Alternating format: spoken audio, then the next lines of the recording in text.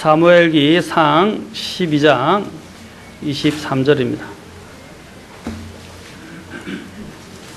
자, 다 찾으셨으면 함께 봉독하도록 하겠습니다. 12장 23절. 자, 시작.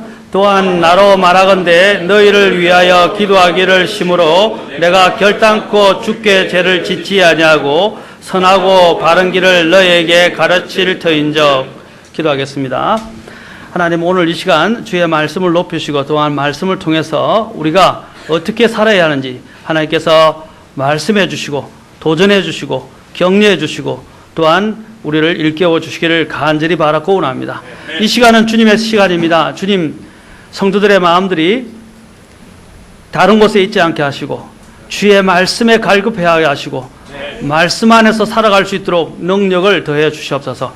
오늘 성령께서 이 시간 처음부터 끝까지 주장해 주시고 저희의 연약함과 저희들의 부족함을 감추시고 하나님의 말씀이 흥황하고 말씀이 살아서 움직이도록 이 시간 주장해 주시옵소서. 이 시간을 전적으로 주님께 의탁하고 주님께만 영광을 돌리기를 원하며 예수님의 귀한 존함을 받들어 기도하옵나이다. 아멘. 앉으시겠습니다.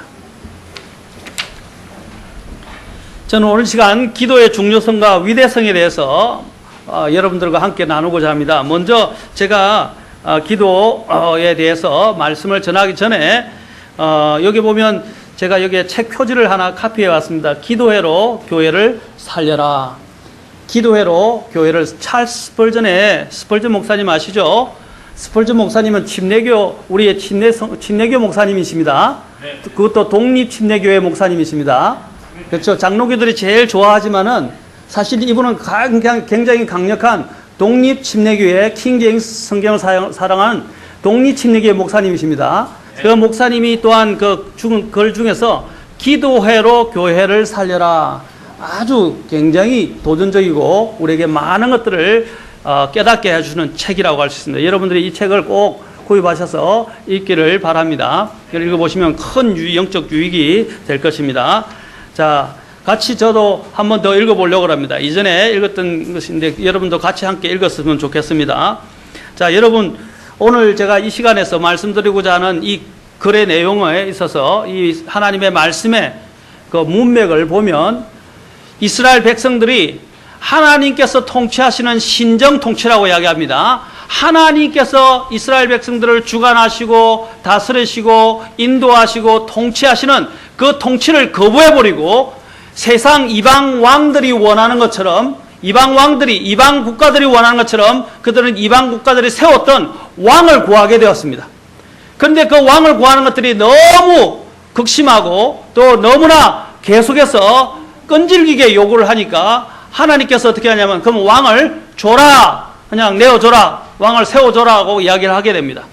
그래서 그 왕으로 세워진 최초의 사람이 누구냐면 바로 사울 왕이었습니다. 그 전에 사사시대가 있긴 있었지만 주로 다 하나님께 구했고 하나님이 이스라엘 백성들의 사실 왕으로서 계셨습니다. 하나님께서 인도자로 세우시겠지만 그들은 대리자였습니다. 그러나 사람들은 우리 주 하나님께서 왕이 되는 것을 원치 않냐고 신정 통치를 원치 않고 사람들의 방법에 따라서 사람들이 만들어낸 제도에 따라 그 자신들에게 다스릴 왕을 구하게 되었습니다. 그들이 왕을 구하게 될 때 오게 될 그들의 폐해와 나중에 겪게 될 고통과 고생에 대해서 그들은 하나님께서 일러주었지만은 그들은 그것을 깨닫지 못했고 이방인들이 좋아하는 방식, 그 체제를 그대로 들여오고자 했습니다. 오늘날 교회의 위험이 무엇이 있습니까? 교회의 위험이 무엇입니까? 바로 하나님께서 말씀하시는 방식대로 교회가 이루어지지 않냐고 사람들이 말하는 방식, 세상이 이루어가는 그 체제와 방식을 교회 안에 들여오게 될 때 그 교회는 무너지게 되는 것입니다. 이 교회의 주인은 주님이십니다. 그리고 주의 말씀이 이 교회 안에서 움직여져야 합니다. 우리 교회 위에 있는 것은 하나님과 우리 주 예수님과 주님의 말씀이 되어야 합니다. 저 또한 목회자이고 우리 주님은 성경에서 베드로서에서 이야기하듯이 우리 주님은 뭐라고 되어 있습니까? 주된 주 목자라고 그래서 주. 바로 선 목자라는 것입니다. 그리고 주 목자라는 것입니다. 그래서 영어로 chief shepherd라고 이야기합니다. 그러나 저는 어떤 목자입니까? 우리 주님의 권위 아래에 있는 하위 목자입니다. 저는 주님의 명령과 주님의 말씀에 따라서 여러분을 섬기는 자들이고 여러분을 목양하는 사람들입니다. 저도 또한 하나님의 말씀을 벗어나서 목양할 수 없고 하나님의 말씀을 벗어나서 군의를 행사할 수 없습니다. 목회자가 만약에 하나님의 말씀을 벗어나게 되고 또 하나님이 말씀하신 방식에 따라서 일하지 않게 된다면 그 사람은 하나님의 잘못된 목회자라고 할 수 있고 사꾼 목자로 또한 전락할 수도 있습니다. 사랑하는 성도 여러분, 많은 교회의 무너짐이 어디서 오는 것입니까? 하나님의 통치를 거부할 때 오는 것입니다. 라오디게아 교회의 특징이 무엇입니까? 소아시아의 7교회 요한계시록 2장과 3장에서 나오는데 에베소 교회로부터 마지막 라오디게아 교회에 이르기까지 하나님께서 각 교회에게 나타나셔서 예수님께서 각 교회에게 나타나셔서 각 교회에게 또 칭찬할 말과 또 그와 더불어 그들에게 필요한 책망의 말씀을 하신 것을 보게 됩니다. 그 중에 라오디게아 교회의 특징이 무엇이었습니까? 라오디게아라는 뜻이 무엇입니까? 시민들의 권리 또는 백성들의 통치 이런 뜻입니다. 라오디게아라는 뜻이 그 교회의 영적 상태를 잘 말해주는 것이라고 할 수 있습니다. 그것은 무엇이냐? 자신들의 그 백성들 또는 시민들 또는 그 교회를 구성하고 있는 구성원들이 자기들의 임의와 자기들의 기호와 자기들의 방식대로 하나님을 구하고 하나님을 또한 신앙생활을 하게 될 때 문제가 생긴다는 것입니다. 가인이 왜 멸망당했습니까? 가인이 하나님께서 원하시는 방법대로 하나님 앞에 나아가지 않고 믿음으로 하나님 앞에 나아가지 않았을 때 하나님께서는 그 가인의 제사를 받지 않으셨습니다. 가인의 헌물을 주님께서는 버리셨습니다. 마찬가지로 교회가 하나님의 방식대로 나아가지 않게 될 때 하나님께서는 그 교회와 함께 하지 않습니다. 그래서 라오디게아 교회를 보면 어떻게 됐습니까? 너는 뜨겁지도 않고 차갑지도 아니해서 속에서 어떻게 해요? 미지근하니까 내가 오히려 역겨워서 토하여 내리라고 말씀하셨습니다. 왜 그런 현상이 일어났습니까? 교회의 구성원들이 차지도 않고 뜨겁지도 않았습니다. 그런데 거기서 말하는 주님의 요점은 무엇인지 아십니까? 주님께서 뒤에서 말씀하십니다. 내가 문 앞에서 문을 두드리느니. 교회의 주인은 누구이십니까? 교회의 머리는 누구이십니까? 우리 주 예수 그리스도입니다. 그런데 오늘 그 주님께서 그 교회에 대해서 뭐라고 말하십니까? 문 앞에서 문을 두드린다고 말하고 있습니다. 다시 말하면 문 밖에서 주님께서 문을 두드리시는 거예요.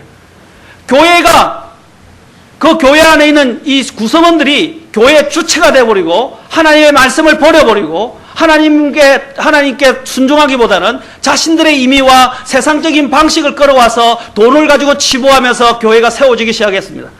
그러자 하나님께서 뭐라고 말씀하십니까? 그들을 책망하시면서 내가 문 앞에서 문을 두드린다고 합니다. 교회의 주인이 누가 되었습니까? 시민들이 된 거예요. 그 교회 이름처럼. 교회의 주인은 누구입니까? 우리는 그리스도, 바로 그 그리스도를 따라서 이 교회가 세워져야 합니다. 그 교회가 세워지기 위해서 필요한 것이 무엇입니까? 하나님의 말씀을 따르고 순종하는 것들입니다. 여러분, 바로 여기 있는 오늘 이 역사적 배경도 똑같습니다. 이스라엘 백성들이 하나님의 뜻을 구하기고 하나님의 통치를 구하기보다는 사람 이방인들이 하는 방식과 제도를 그대로 들어와서 왕을 구하게 되었습니다. 그래서 사무엘이 너무 마음에 사무쳤어요.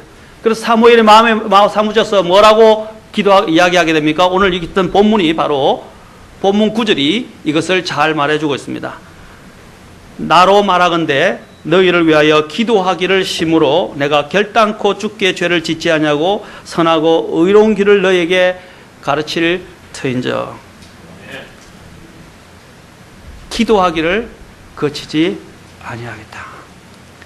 이스라엘을 붙들 수 있는 유일한 마지막 방법은 그들을 위해서 기도하는 일 외에는 없었습니다.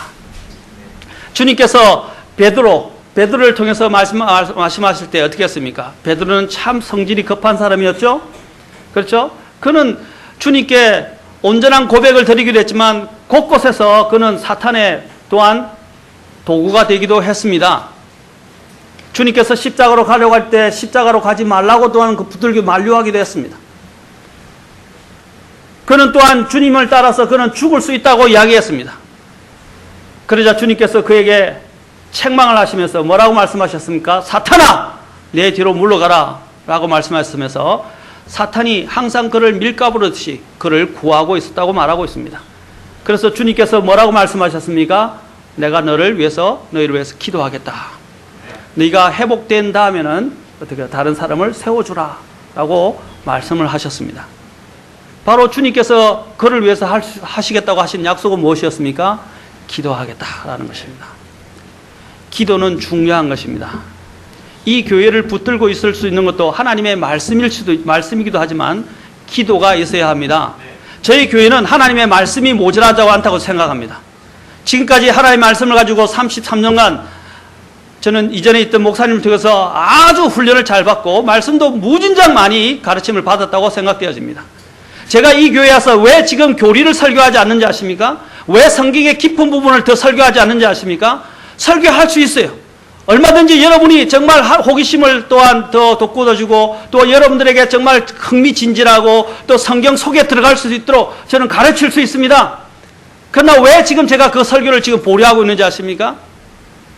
우리에게 필요한 것은 지식이 아니라 하나님 말씀의 깊이가 아니라 지금 뭐냐면 그 말씀을 가지고 사는 것입니다. 그 말씀을 가지고 살기 위해서 생명의 역사가 나타나기 위해서 필요한 것이 무엇입니까? 기도라는 것입니다. 우리 교회에 가장 부족한 것이 저는 기도라고 생각되어집니다. 교회가 이전하기 전부터 이제 이전하고 나면 저는 이 교회 우리 교회가 더 기도에 힘쓰기를 원합니다. 기도를 해야 합니다. 기도를 통해서 교회가 세워져야 합니다. 우리는 치열한 영적 전쟁 속에 있습니다. 이 영적 전쟁을 이기고 시험을 이기고 낙심하지 않고 전진할 수 있는 그 힘의 원동력은 어디에 있습니까? 기도에 있다는 것입니다. 사랑하는 성도 여러분, 우리는 기도해야 합니다. 마지막 때가 더 가까울수록 하나님은 기도하는 일꾼을 찾고 계십니다. 여기서 마지막 배교의 모습으로 들어가고 있는 이 이스라엘 백성을 위해서 사무엘이 뭐라고 말합니까? 내가 너희를 위하여 기도하기를 심으로 주님 앞에 죄를 범하지 않겠다라고 말했습니다. 여러분, 기도하기를 싫은 것은 죄입니다. 왜냐하면 첫 번째로 가장 중요한 것은 무엇입니까? 기도하지 않는다는 것은 하나님을 신뢰하지 않는다는 것입니다. 하나님을 신뢰하지 않고 하나님께 맡기지 않는다는 것입니다. 우리에게 뭐가 부족합니까?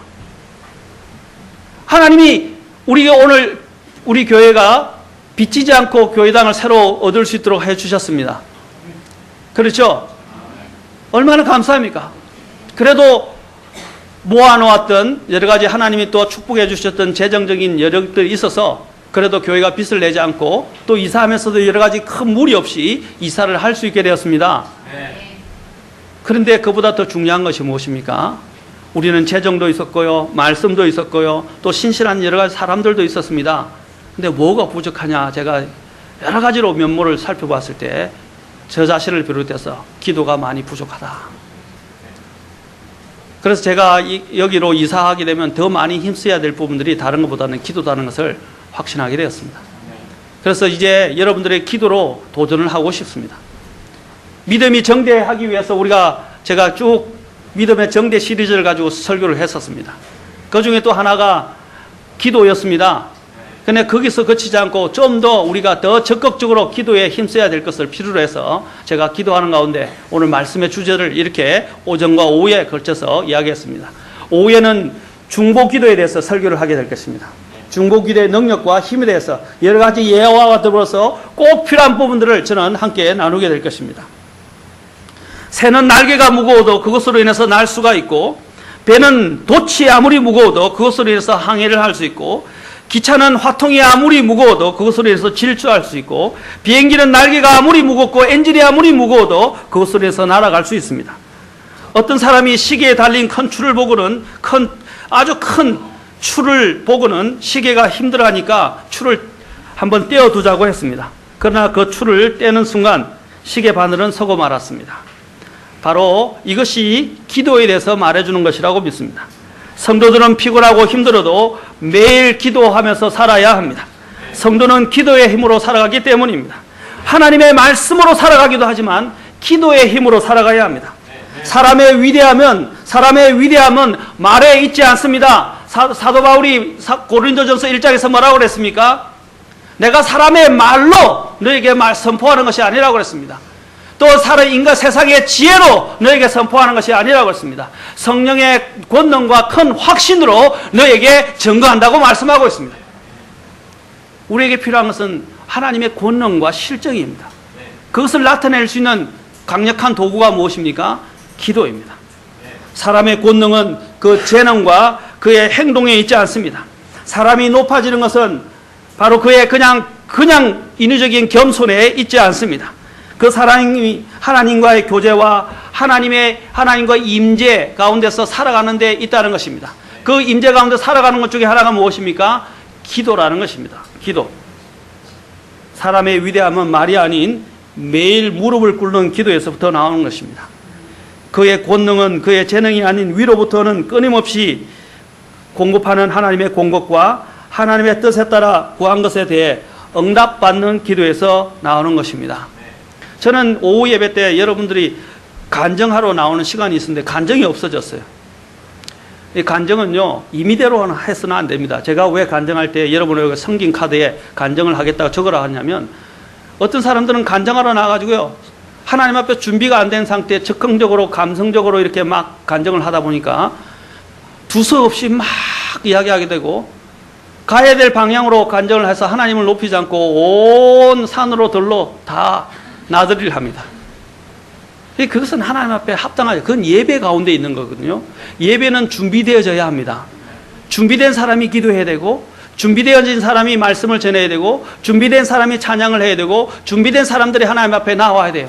여러분 스폴정의 목회자 후보생들에게 책을 보십시오. 한번 읽어보시면 거기서 대표 기도하는 사람들의 그 준비성에 대해서 얼마나 강하게 말하는지 아십니까? 그리고 영적이요 그가 준비되어 있지 않으면 대표 기도자로 세우지 말라고 그럽니다. 그 정도로 중요하다는 것입니다.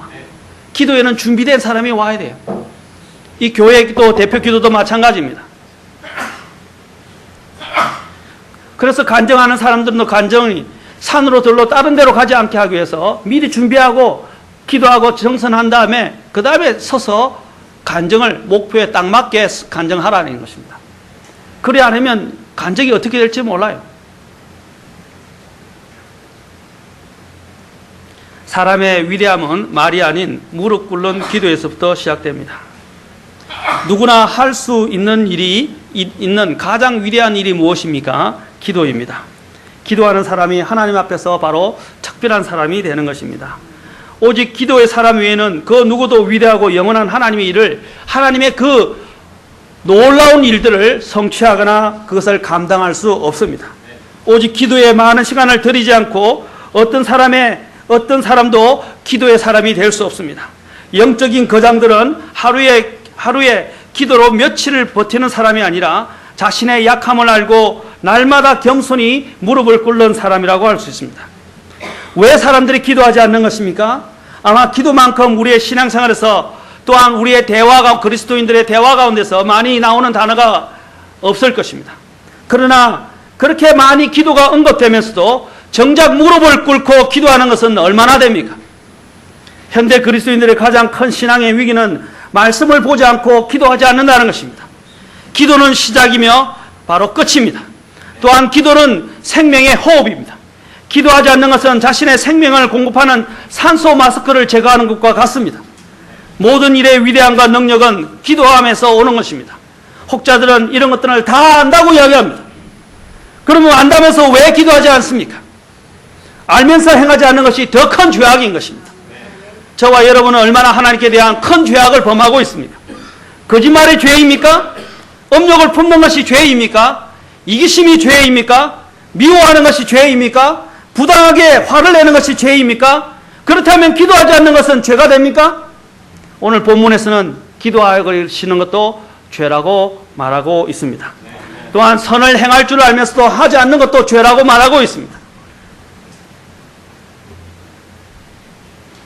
기도하지 않는 것이 얼마나 큰 죄입니까?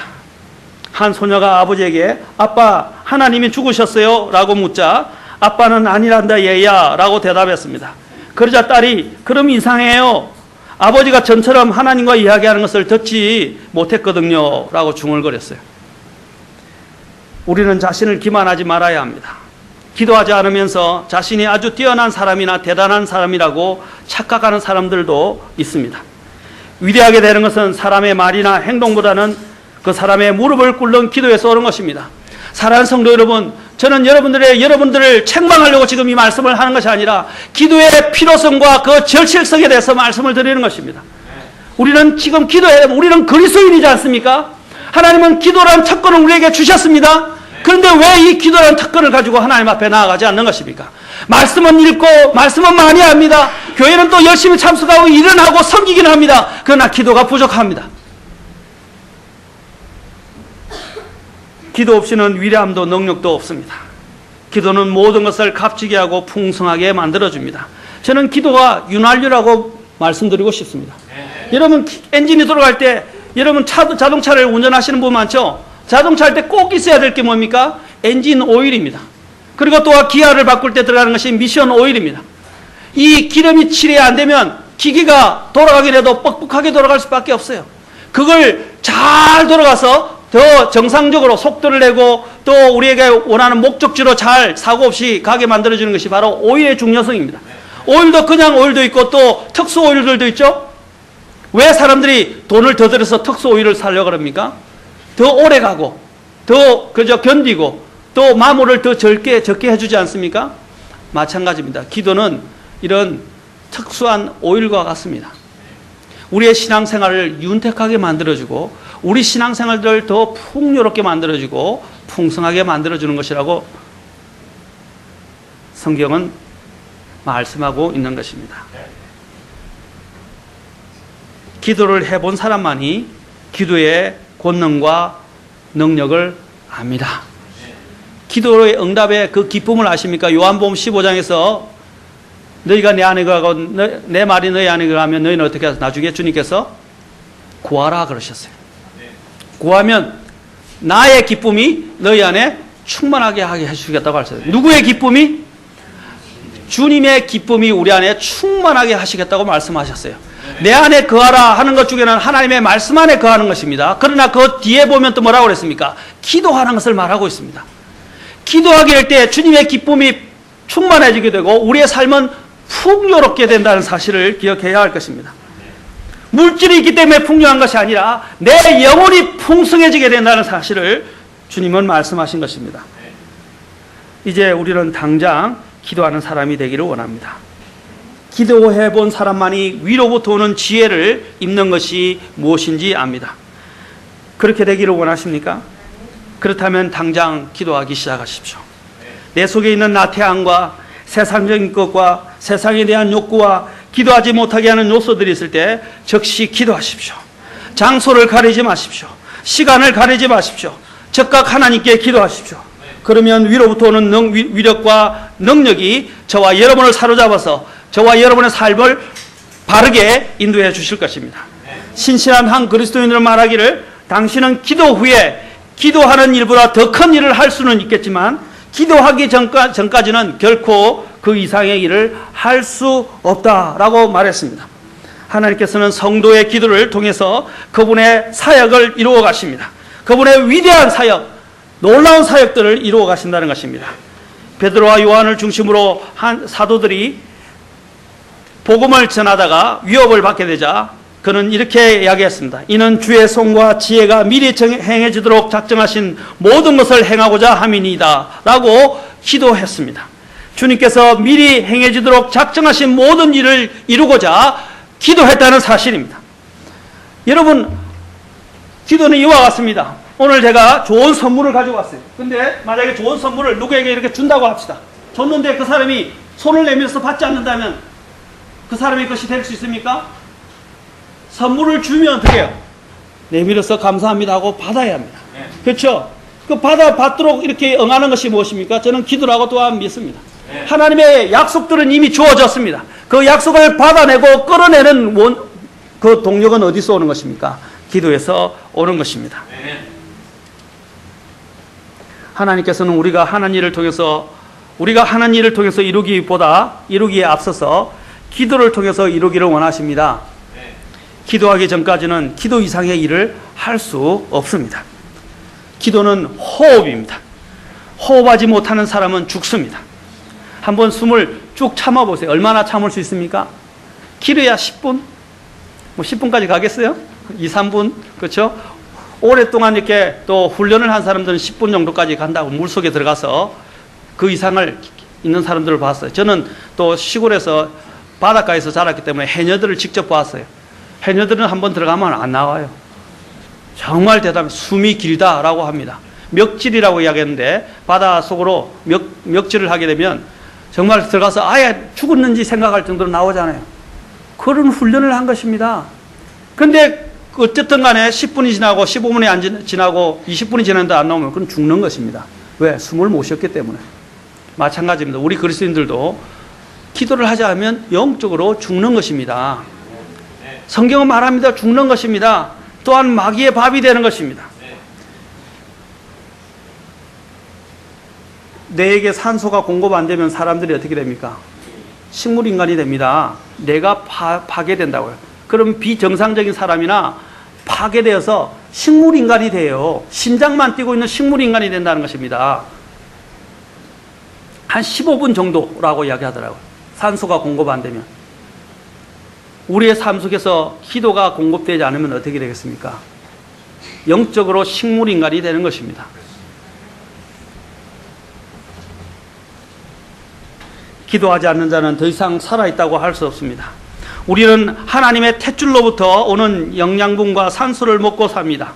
이산화탄소를 배출하고 산소를 마시지 않으면 우리는 죽습니다. 기도는 우리 안에 있는 노폐물을 제거하는 것입니다. 기도를 통해서 우리의 죄를 자백하지 않습니까? 우리 안에 있는 또 불순종을 자백하지 않습니까? 우리의 또한 죄악을 자백하지 않습니까? 그리고 또 하나님의 신선한 또한 하나님의 생명의 그 영양분을 기도를 통해서 우리는 공급받는 것입니다. 물론 하나님의 말씀도 필요합니다. 하나님의 말씀이 골고루 소화돼서 우리에게 골고루 미치기 위해서는 바로 기도가 필요합니다. 왜냐하면 산소 역할을 하기 때문에. 산소가 없으면 우리 안에서 이것을 해소할 수 있는 능력이 없어져요. 음식을 먹어도 소용이 없다는 것입니다. 이와 같이 기도는 우리의 생명과 직결되는 것입니다. 두 번째로 기도는 대화입니다. 대화의 교제가 없는 인간이나 동물은 오래 살지 못합니다. 인간이나 동물에게 먹을 것은 옆에 쌓아두고 교제할 대상이나 대화할 상대가 없다면 그 사람은 얼마 못 가서 미쳐버리거나 죽고 말 것입니다. 감옥에서 가장 힘든 감옥 생활이 어떤 것입니까? 물론 고문하는 것도 그렇지만 독방에 가두는 것입니다. 정말 감옥에서 문제가 되고 문제를 계속 일으킨 사람은 어디다 가둡니까? 감옥에 갇힙니다. 독방에. 그 독방에서도 또 이전에는 더 참혹하게 정치적으로 문제가 있거나 더 문제가 있는 사람은 어디다 갇혔습니까? 빛이 비치지 않은 감옥에 넣어줬습니다. 운동도 할 수 없는 아주 자그마한 곳에 그냥 갖다 놓습니다. 사람 미쳐버려요. 미칩니다. 바로 이와 같이 기도하지 않는 사람들은 빛이 들어오지 않는 독방에 갇힌 것과 같은 것입니다. 그리스도인들은 원천적으로 하나님과 교제하며 살도록 창조된 사람들입니다. 그런데 그 교제가 끊어지면 그는 자신의 죽음을 재촉하고 있는 것과 다름없습니다. 대화는 아주 용이하고 쉽습니다. 하나님은 기도를 우리에게 참 쉽게 주셨어요. 그렇죠? 언제든지 나아갈 수 있잖아요. 어느 장소에 있든지 할 수 있잖아요. 그런데 그 기도가 되어지지 않는다는 것은 아이러니한 일이지 않습니까? 아이러니하지 않아요? 가장 쉽게 하나님 앞에 나아갈 수 있는 하나님이 그 도구를 주시고 권능을 주셨는데도 우리는 그 권능과 도구를 활용하지 못한다는 사실입니다. 언제 어디서든지 자신이 대화하고 싶은 사람과 전화나 편지나 팩스 등을 통해서 대화할 수 있습니다. 요즘은 핸드폰이 없으면 사람들이 못 사는 것 같아요. 그렇죠? 핸드폰을 붙들고 삽니다. 핸드폰이 애인 이상이 되었어요. 그렇죠? 어떤 사람은 이렇게 해야 돼. 애인은 없어도 살아도 핸드폰 없이는 못 살겠다. 그러더라고요. 그 정도로 핸드폰이 우리의 밀접한 생활에 관련되어 있다. 밀접하게 관련되어 있어요. 그런데 문제는 무엇입니까? 핸드폰은 그렇게 챙기고 핸드폰은 보고 핸드폰과는 대화하면서 그렇죠? 하나님과 대화하는 시간은 얼마나 되십니까? 우리가 하나님과 대화할 때도 우리는 예수 그리스도의 이름으로 다이아를 돌리기만 하면 하나님과 대화할 수 있습니다. 그래서 어떤 사람은 비밀번호를 66국의 3927 이렇게 이야기하더라고요. 66국의 3927. 39는 뭡니까? 구약 성경의 책, 그래서 수를 이야기하죠. 책들의 수. 27권은 신약 성경 책들 수죠. 그래서 3927, 66. 그래서 어떤 분은 하나님께 여러분이 전화하려면 66국의 3927을 돌리십시오. 그렇게 이야기했어요. 그렇죠? 그 말은 뭐냐면 하나님의 약속을 가지고 기도하라는 것입니다. 나중에 제가 뒤에 부분에서 살펴보겠습니다. 잠언 8장 17절에서는 나를 사랑하는 자들을 내가 사랑하나니 일찍 나를 찾는 자들이 나를 만나리라 라고 말씀하셨습니다. 나를 사랑하는 자들이 내가 사랑할 것이다. 그런데 어떤 사람이라고 그랬어요? 일찍 나를 찾는 자들이 나를 만나리라. 하나님은 하나님을 찾는 사람을 찾으십니다. 그리고 만나주십니다. 그리고 그것을 하나님을 찾는 사람은 무엇입니까? 하나님을 일찍 누구보다도 먼저 찾는 사람은 하나님을 사랑하는 사람들입니다. 맞습니까? 여러분들이 가장 사랑하는 사람을 먼저 찾지 않겠습니까? 그렇지 않아요? 아이들이 누구를 제일 먼저 찾아요? 엄마를 먼저 찾죠. 예, 아빠들은 찬밥에 도토리 찬밥에. 저도 서럽더라고. 애들하고 그렇게 놀아주고 낮에 놀아주고 애들하고 시간을 보내줬는데 잘 때가 되면요 엄마만 찾아요. 그래 엄마하고 자더라고요. 그래서 서럽더라고요. 아빠가 실컷 놀아주고 돈도 벌어다주고 했는데 엄마만 찾고 있으니까. 그렇죠. 그만큼 엄마하고 시간을 많이 보내기 때문이죠. 그렇죠. 사랑하는 사람, 자신이 신뢰하는 사람을 찾기 마련인 것입니다. 그렇죠. 주님도 마찬가지입니다. 우리가 주님을 사랑한다면 누구를 제일 먼저 찾게 됐어요? 주님을 찾게 되는 것입니다. 네. 여러분 정말 주님을 가장 먼저 찾으십니까? 네. 저와 여러분이 정말 주님을 먼저 찾으십니까? 무슨 일이 있을 때마다 어떤 일을 결정할 때마다 주님을 먼저 찾으십니까? 네. 무릎 꿇고 찾진 않더라도 마음속으로도 주님께 아뢰고 주님과 대화하십니까? 네. 그것이 바로 기도입니다. 프로스트 박사는 이렇게 말했습니다. 기도는 성령님의 능력 안에서 예수 그리스도의 이름으로 하나님께 아뢰는 경배이다 라고 말했습니다. 우리의 기도는 우리 하나님 아버지께 아버지요 라고 기도하는 것입니다. 우리가 하나님을 아버지라고 부를 수 있다는 사실 자체가 얼마나 큰 영광이고 특권입니까? 하나님께서 우리 같은 죄인들을 자신의 자녀로 입양시켜 주시고 우리로 하여금 하나님을 아버지라고 부를 수 있게 해주셨습니다. 아멘. 누가 감히 하나님을 아버지라고 부를 수 있습니까? 이스라엘 백성들은 하나님을 부를 때 바로 하나님의 이름 여호와를 부를 수가 없기 때문에 그것을 다른 말로 바꿔서 아도나이, 킹제임스 성경에서는 the Lord, 지오바라는 말을 쓰지 않고 the Lord이라고 되어 있어요. 곧 아도나이라고 불렀어요. 왜 하나님의 이름을 부를 수 없었습니까? 너무나 두렵고 너무나 경외스러운 이름이었기 때문에 그 하나님의 이름을 앞에 섰을 때 필사하는 사람들도 손을 들고 말씀을 적지를 못해서 가서 목욕 제기하고 그 말씀 앞에서 두려워 떨고 그 다음에 기도하면서 하나님의 말씀을 적었어요. 하나님의 이름을 적었어요. 그들은 바로 하나님의 이름 앞에서 두려워 떠는 사람들이었습니다. 하나님은 하나님 앞에서 두려워 떠는 사람을 사랑하십니다. 여러분들은 어떻습니까? 하나님 이름 앞에서 두렵고 떨고 계십니까?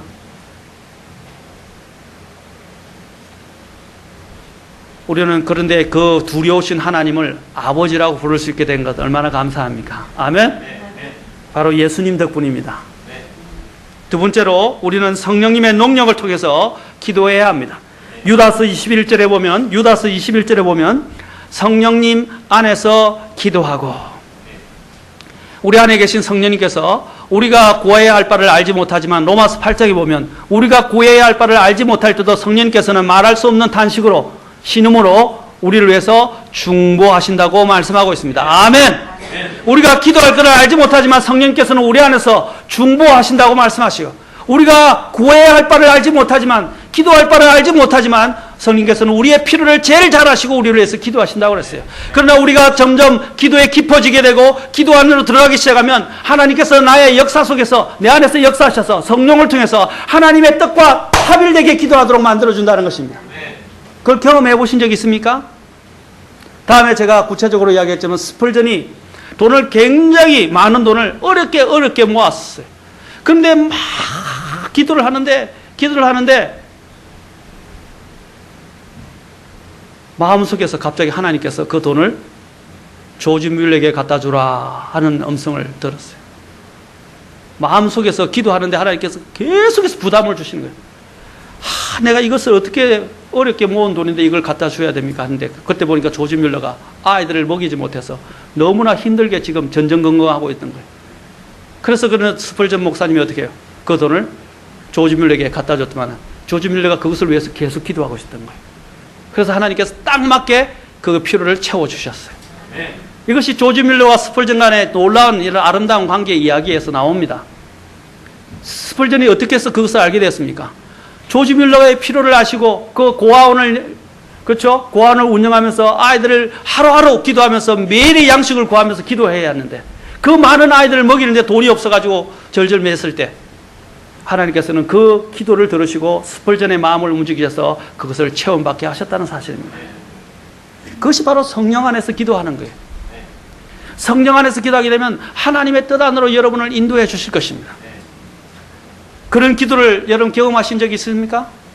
저도 어떤 때는 기도할 때 보면요, 제가 이것을 가지고 기도 제목을 막 기도하는데 갑자기 마음속에서 다른 사람들의 그 필요에 대해서 절실하게 느껴지면서 그 사람에 대해서 계속 깊이 있게 기도하게 됩니다. 그때가 뭐냐면 바로 성령님께서 그 사람의 필요를 아시고 제 마음속에 부담을 주시고 계속 기도하게 하시는 것입니다. 이게 성령 안에서 기도하는 거예요. 그리고 우리는 예수 그리스도의 이름으로 기도해야 합니다.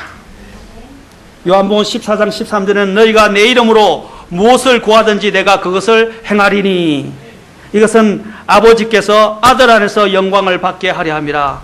내 이름으로 무엇을 구하든지. 오늘날 보면 잘못된 신앙들이 있어요. 여러분 보면 책 가면 어떤 사람이 저술한 그 오순절주의자 목사가 저술한 책 중에 성령님 안녕하세요? Good morning Holy Spirit. 무슨 성령님께 문안 인사를 합니까? 예, 성령은 하나님이십니다. 그리고 어떤 사람은 성령님께 기도를 합니다. 도대체 성경에 어디에 그런 말이 있습니까? 분명히 성경에서는 하나님 아버지께 기도하라고 되어 있습니다. 성령 안에서 기도하라고 했습니다. 그리고 예수 그리스도의 이름을 통해서 하라고 했습니다. 그러면 우리가 기도 끝날 때 성령님의 이름으로 기도합니다. 이렇게 기도합니까? 오늘 이상한 교리들이 교회 안에 들어오고 있습니다. 성령께 기도를 한단 말입니다. 성령님께서는 한 번도 자신에게 기도하라고 하신 적이 없어요. 성령님께서는 뭐라고 했습니까? 진리의 성령이 오면 너희를 진리 가운데 인도하실 것이고, 또 한 번 했습니까? 성령께서 오시면 나를 영화롭게 하고, 그렇죠? 또 너희들에게 나를 나타내리라 하셨어요. 그리고 나를 영화롭게 하시리라고 하셨어요. 성령님이 하시는 역할은 예수 그리스도를 나타내는 것입니다. 요한복음 14장 14절에서 너희가 내 이름으로 무엇이든지 구하면 내가 그것을 행하리라 라고 말씀하셨습니다. 기도는 또한 요청하는 것입니다. 하나님 아버지께 간구하는 것입니다. 우리가 신앙 초신자일 때는요, 어떻게 구해야 할지 모릅니다. 그러나 초신자들은 뭡니까? 구할 바를 알지 못하고 구하는 방법을 몰라도 어떻게 해요? 그냥 단순히 어린아이처럼 먼저 구하십시오. 그러면 하나님이 들어주십니다. 아멘? 어린아이가, 갓난아이가 태어났는데 갓난아이가 원하면 어떻게 해요? 여러분, 울고 울부짖으면 뭐든지 다 가서 들어주죠? 똑같아요. 영적으로 처음 거듭난 초신자들에게는 하나님께서는 웬만해서는 다 들어주세요. 그들에게 독이 되지 않는 이상 그들이 구하는 것은 다 들어주십니다. 아멘? 그러나 성숙하고 난 다음에는 하나님의 뜻을 알아야 하고 하나님의 뜻에 따라 기도해야 합니다. 기도는 단순합니다. 무릎 꿇고 요청하는 것입니다. 무릎을 꿇지 않더라도 우리는 어떻게 합니까? 언제 어디서든지 기도할 수 있습니다. 인간 생활에 있어서 전기는 매우 중요한 역할을 합니다. 전기를 통해서 공장을 돌리고 불을 켤 수 있고 지하철을 움직일 수 있습니다. 그러나 만일 이 전기가 어떤 문제로 인해서 그 공급이 끊겨버린다면 우리들 생활이 엄청난 혼란을 당하게 될 것입니다. 밤이면 온 천지가 어둠 속에 묻힐 것이고 사람들은 전기가 없어서 겪어야 할 추위와 고생과 배고픔을 경험해야 할 것입니다. 도둑들은 자기들 세상을 만든 듯이 도둑질을 하고 강도질을 할 것이며 무질서와 혼란이 오게 될 것입니다. 전기가 끊김으로 인해서 생기는 여러 가지 사고들을 우리는 생각해 볼 수 있습니다. 가령 엘리베이터를 타고 올라가다가 전기가 나가버린다면 어떻게 될까요? 그 안에 들어있는 사람들은 엘리베이터에 추락을 당해 죽을까 봐 또 누군가가 꺼내줄 때까지 암흑 속에서, 밀폐된 공간 속에서 갇혀 지내야만 합니다. 공포에 떨게 될 것입니다. 사람들로 가득 차 있는 지하철이 한참을 달리다가 전기가 나가서 굴에서 멈춰서서 움직이지 않는다면 그 불편함과 답답함과 공포스러움은 이루 말할 수 없을 것입니다. 전기가 공급되지 않는다면 우리는 정상적인 생활을 할 수가 없습니다. 그리스도인에게 있어서도 이런 전기와 같은 것이 있는데 이것이 바로 기도라는 것입니다. 여러분, 기도가 없이는 우리는 하나님의 임재와 하나님의 권능을 체험할 수 없습니다. 그래서 골로새 4장 2절에서는 항상 기도하고 기도 중에 감사를 드리며 깨어 있으라 라고 사도 바울이 말했습니다. 항상 기도하고. 데살로니가 전서 5장 또 16절부터 18절에서 하나님의 뜻 가운데 하나가 무엇입니까? 항상, 그죠? 모든 일에 기도하라 라는 것입니다. 기도는 또한 무엇입니까? 내어드리는 것입니다. 내어드리는 거예요. 스탠리 존스라는 분이 이렇게 말했습니다. 기도는 내어드리는 것입니다. 하나님의 뜻에 내어드리고 그 뜻에 협력하는 것입니다. 내가 만일 배에서 해안 쪽으로 닻을 던진 후에 잡아당긴다면 해안을 내 쪽으로 끌어당기는 것입니까? 내가 해안으로 끌려가는 것입니까? 기도는 내 뜻 쪽으로 하나님을 당기는 것이 아니고 나의 뜻을 하나님의 뜻에 맞추는 것입니다 라고 이야기했습니다. 아멘? 기도하게 되면 하나님의 뜻을 우리는 더 분명히 알게 됩니다. 기도하는 사람은 알게 돼요. 많은 사람들이 나는 하나님의 뜻을 모르겠어요 하는 사람들이 있어요. 그런 사람들은 첫째는 성경을 읽지 않는 것입니다. 두 번째로는 기도하지 않는 것입니다. 하나님은 분명히 자신의 뜻을 보여주시겠다고 말씀하셨어요. 하나님께서는 자신의 종들에게 자신의 이러한 놀라운 것들을 항상 계시해 주겠다고 약속하셨어요. 여러분, 기도의 능력을 믿으십니까? 기도는 아무리 강조해도 지나치지 않습니다. 제가 설교를 하면 뭐합니까? 기도하지 않으면 아무 소용이 없어요. 저도 마찬가지입니다. 기도는 말이 필요 없는 것입니다. 기도는 당장 무릎을 꿇는 일부터 시작되는 것입니다. 기도는 당장 하나님과 대화하면서 시작되는 것입니다. 기도는 우리의 호흡입니다. 조지 빌러는 하나님께만 필요에 대하여 아뢰고 그 응답으로 고아원과 학교 운영 그리고 성경 배포 사역 등을 한 기도의 사람으로 잘 알려져 있습니다. 그는 그의 책에서 5만 번 응답받았다고 말하고 있습니다. 그는 수첩을 가지고 있었어요. 그리고 하나님께 기도 제목을 넣고 그것을 어떻게 응답받는지를 다 기록했어요. 그의 생애에 5만 번이나 응답받았다고 합니다. 공식적으로 응답받은 거예요. 여러분은 몇 번 됩니까? 한두 번 돼요?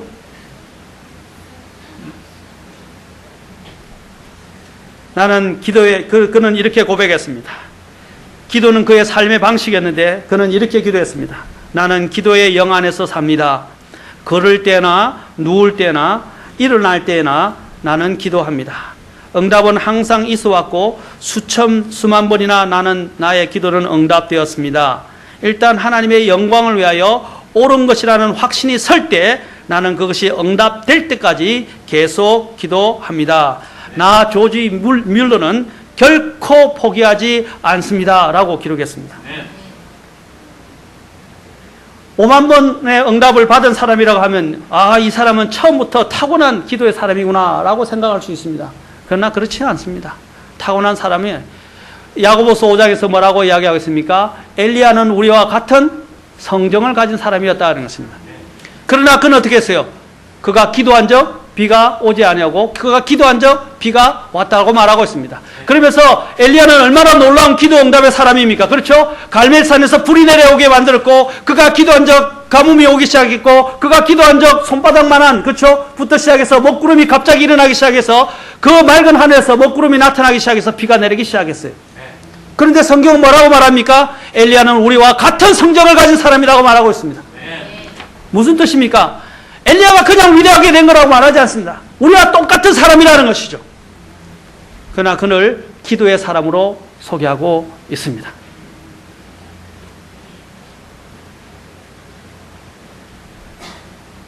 영원히 남을 것이 무엇이라고 생각하십니까? 기도를 하면서 하나님의 일을 할 때 영원히 남습니다. 여러분, 기도를 하지 않고 어떤 하나님의 일이라고 합시다. 기도를 하지 않고 하나님이 일에 나섰다고 해보십시오. 그 일은 누가 한 것입니까? 하나님이 한 거예요? 제가 한 거예요? 명목은 하나님이죠. 그렇죠? 그러나 내가 한 거예요. 그것은 육신이 한 거예요. 그렇습니까? 그러나 이것을 내가 기도하고 하나님께 맡기고 믿음으로 했다 그러면 그것은 누가 하는 것입니까? 하나님이 하신 것입니다. 앞에 전자는 영원히 남지 않을 것입니다. 왜냐하면 육으로 했기 때문에. 그러나 뒤에 기도를 통해서, 믿음의 기도를 통해서 한 것은 영원히 남을 것입니다. 왜냐하면 하나님의 뜻 안에서 했기 때문에. 그리고 하나님의 임재 가운데서 했기 때문에.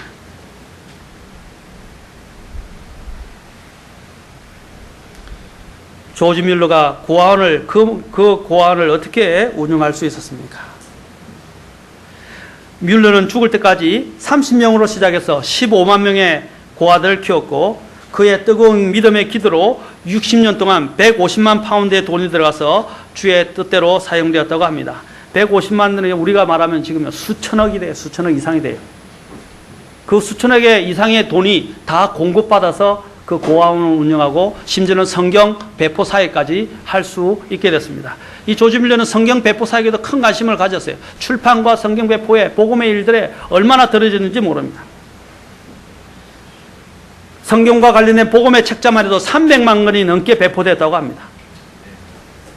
그리고 성경에 관련된 책과 팜플렛 소책자들까지 합하면 1억 1천만 권이 배포됐다고 알려지고 있습니다.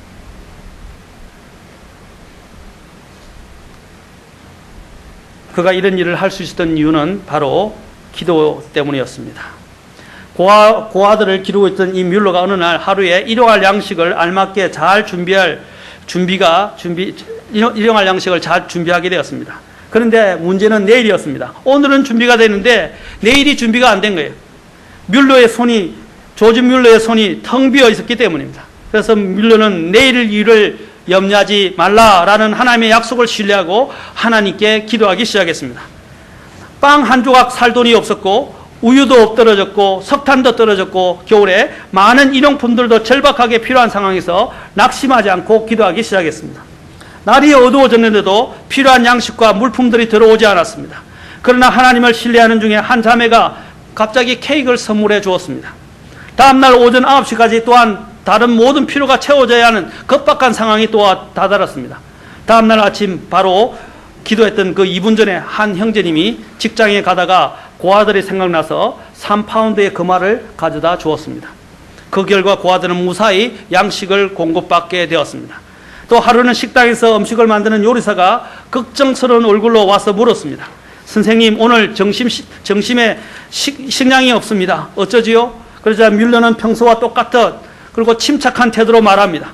평소대로 식사 준비를 그냥 하십시오. 그리하여 요리사는 식당으로 가서 빵을 담을 접시를 식탁에 일렬로 놓았습니다. 어린이용 30개의 접시와 물컵을 가지런히 놓았습니다. 이렇게 식사 준비를 끝낸 요리사는 다시 초조한 얼굴로 뮬러에게 와서 식사 시간이 15분 전입니다. 네, 알고 있습니다. 걱정하지 마세요. 하나님께서 우리의 기도를 들어주실 것입니다. 요리사는 식당으로 돌아가고 뮬러는 기도를 하기 시작했습니다. 기도를 마친 뮬러는 하나님께서 틀림없이 어린이들에게 빵을 먹여주시라고 확신했습니다. 또 요리사가 와서 선생님 5분 전입니다. 요리사가 말했습니다. 뮬러는 대답 대신 기도를 했습니다. 이를 본 요리사는 마음이 다급해졌습니다. 선생님 이제 시간이 없습니다. 그런데 이때였습니다. 문 밖에 요란한 자동차 경적 소리가 들리는 것이었습니다. 요리사가 나가보니 트럭 한가득 빵이 실려 있었습니다. 식료품 회사에서 고아원에 기증하기 위해서 빵을 제때에 가져왔던 것입니다. 이렇게 하여 고아원의 어린이들은 식사를 예정대로 하게 되었다는 유명한 일화가 있습니다.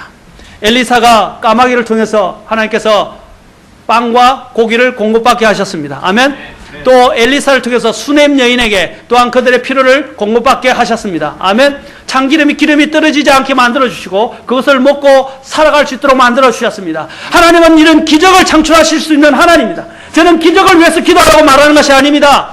하나님 앞에 왜 기도하지 않느냐는 것입니다. 우리는 기도할 때 그냥 무조건 기도하지 마십시오. 마지막으로 제가 오늘 여기서 말씀드리고 있는 하나님의 약속의 말씀에 근거해서 기도를 하라고 말씀드리고 싶습니다. 조지 뮬러는 열심히 기도만 한 사람은 아니었습니다. 그는 성경에 능통했고 철저히 성경 말씀에 따라 기도한 사람이었습니다. 즉 성경에서 약속의 말씀을 찾아 그것을 따라 하나님 앞에 기도했습니다. R.A. 토레이 박사님이, R.A. 토레이는 옛날 근본주의 1900년대에 배교자들이 막 넘쳐 흐르기 시작할 때 그것을 위해서 근본주의 교리에 대해서 표방하면서 강하게 인도했던 유명한 분이십니다. 우리 독립침례교의 역사나 이렇게 근본주의 역사에서 빼뜨려 놓을 수 없는 사람이 R.A. 토레이 박사님이십니다. 이 R.A. 토레이 박사님이 이렇게 이야기, 기도의 능력이라는 책에서 조지 뮬러가 했던 기도에 대해서 이렇게 그는 적고 있습니다. 지난 세대의 기도의 용사 중 영국 브리스톨의 조지 뮬러가 있다. 그는 지난 60년간 7,200만 달러를 기도로만 응답받았다. 조지 뮬러는 단지 자신이 이 돈을 원했기 때문이거나 혹은 하나님의 일을 위해서 그것들이 필요했기 때문에 결코 구하지는 않았다. 어떤 것이든 기도에 부담이 생길 때마다 그는 먼저 그것이 성경에서 약속하고 있는 것과 일치하는지 찾으려고 먼저 애썼다. 어떤 때는 하나님께 간구하기 전에 기도 제목이 있는데도 불구하고 며칠 동안 성경에서 그 근거를 찾는 데 시간을 할애하기도 했다. 그런 후에 약속의 말씀이 발견될 때 성경을 자신 앞에 펼쳐두고 그 약속을 손가락으로 가리키며 간구할 때 하나님께로부터 응답을 받았다. 그는 항상 성경을 자신 앞에 펼쳐두고 기도했다. 그는 성경을 펼쳐놓고 몇백 번 읽었대요. 무릎을 꿇고 성경을 200번인가 100번인가 읽었다고 제가 알고 있습니다. 놀랍지 않습니까? 무릎을 꿇고 성경을 몇백 번을 읽었어요. 여러분은 몇 번 읽으셨어요? 그리고 얼마나 기도하셨어요? 하나님의 약속을 가지고 기도한 적이 있습니까? 제가 저희 부모님을 위해서 기도할 때 기도한 것이 바로 사도행전 16장 31절이었습니다. 주 예수를 믿으라. 그러면 너와 내 집이 구원을 얻으리라. 주님, 제가 예수님을 믿었습니다. 주님이 약속하시기를 내 집도 구원을 받을 것이라고 하지 않으셨습니까? 제가 그 말씀을 가지고 기도를 27년 동안 해서 저희 어머니가 구원받았고, 저희 28년 만에 저희 어머니가 구원받고 27년 만에 저희 누이들이 구원받기 시작했습니다. 제 기도 응답을 제일 자랑하는 것이 아니라 하나님의 약속을 가지고 기도해요. 저도 항상 하나님의 약속을 붙들고 기도했습니다. 왜냐하면 하나님이 꼼짝 못하시게 하는 방법이 뭡니까? 하나님의 약속을 붙드는 것입니다. 왜냐하면 하나님은 말씀하신 것을 결코 변역하지 아니하시기 때문입니다. 신실하시기 때문입니다. 사랑하는 성도 여러분, 하나님의 약속을 붙들고 기도하시기 바랍니다.